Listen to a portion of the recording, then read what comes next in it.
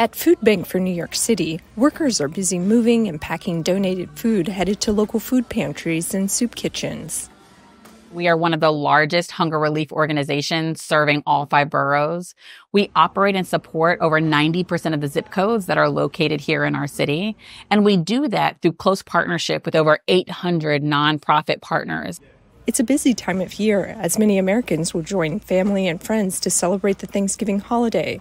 But a new report finds that in New York, the largest U.S. city, an increasing number of its residents are struggling to eat. New York-based philanthropy Robin Hood tracked usage of the city's food pantries, finding that before the COVID-19 pandemic, 1 in 5, or 20% of adults, used a food pantry at least once between 2015 and 2019. That has jumped to 31%, or nearly 1 in 3 adults, in the year since. The face of hunger has also changed, Tisdale says.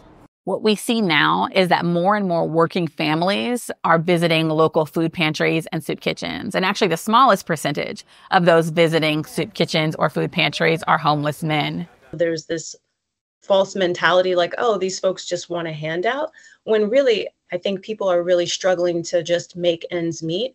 Many are employed, according to the Robin Hood report, which found that 2 in 3 New Yorkers who visited food pantries were also working.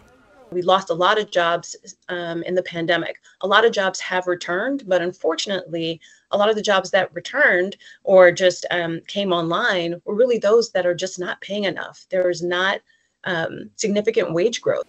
Wages aren't keeping pace with other major costs, adding to New Yorkers' financial burdens. Because of all of those mitigating factors, now New Yorkers are finding it harder and harder for $1 to stretch as far as it did before. Food insecurity affects 1.3 million New Yorkers, according to the Food Bank, and it spans a spectrum of users. For some households, pantries are critical. For others, a preventative measure. There's a trifecta of hardship in New York City, and the trifecta of hardship is the high cost of housing, childcare, and also basic necessities like food and utilities. The affordability crisis has resulted in a more diverse group of people visiting food pantries. And it's why some experts say government funding is vital, even as the new administration has signaled impending cuts to certain programs.